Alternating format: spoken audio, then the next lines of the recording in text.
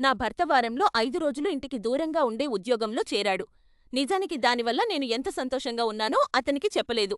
గత 6 సంవత్సరాలుగా మన ఇంటికి సంబంధించిన అన్ని మానసిక భారాలను నేనే మోస్తున్నాను.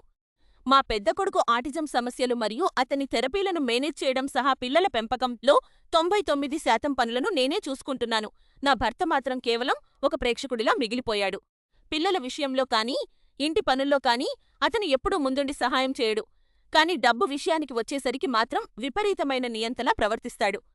డిన్నర్‌కి ఏం వండాలి అనే చిన్న ప్రశ్న కూడా ఒక యుద్ధంలా మారుతుంది.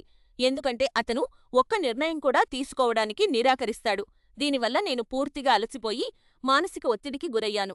గత ఏడాది నేను అతన్ని వదిలి వెళ్ళిపోవాలనుకుంటున్నానని చెప్పాను. అతను మారతానని, మంచి తండ్రిగా ఉంటానని, బాధ్యతగా ఉంటానని ప్రమాణం చేశాడు. అది కేవలం 4 నెలలు మాత్రమే లాస్తి. ప్రతిరోజూ ఇంటికి దూరంగా ఉండాల్సిన ఈ కొత్త, ఎక్కువ జీతం వచ్చే ఉద్యోగాన్ని తీసుకోవడానికి నాకు అభ్యంతరం లేదా అని అతను అడిగినప్పుడు నేను సరే అని చెప్పాను. అతని కెరీర్‌ను నేను సపోర్ట్ చేస్తున్నందువల్ల కాదు. ఎందుకంటే ఇప్పటికే అన్ని పనులు నేనే చేస్తున్నాను. కాబట్ట ఇంకొక పెద్ద వ్యక్తి బాధ్యత కూడా తగ్గితే నాకు మంచిదే అని నాకు అర్థమైంది. అతను మన కోసం ఒక భవిష్యత్తును నిర్మిస్తున్నానని అనుకుంటున్నాడు. కానీ నిజానికి అతను తన గోతిని తనే తవ్వుకుంటున్నాడు. నేను నిశ్శబ్దంగా నా సర్టిఫికేషన్లు పూర్తి చేసుకుంటున్నాను మరియు నా పిల్లలతను నా ఒక్కదాన్నే పోషించగలిగేంత జీతం వచ్చే ఉద్యోగం కోసం వెతుకుతున్నాను. అతను లేని లోటు గురించి నేను బాధపడటం లేదు. ఎందుకంటే నేను శాశ్వతంగా ఈ ఇంటి తలుపుల నుండి బయటకు వెళ్ళిపోయే ముందు నాకు మిగిలిన ఏకైక శాంతి ఈ నిశ్శబ్దమే.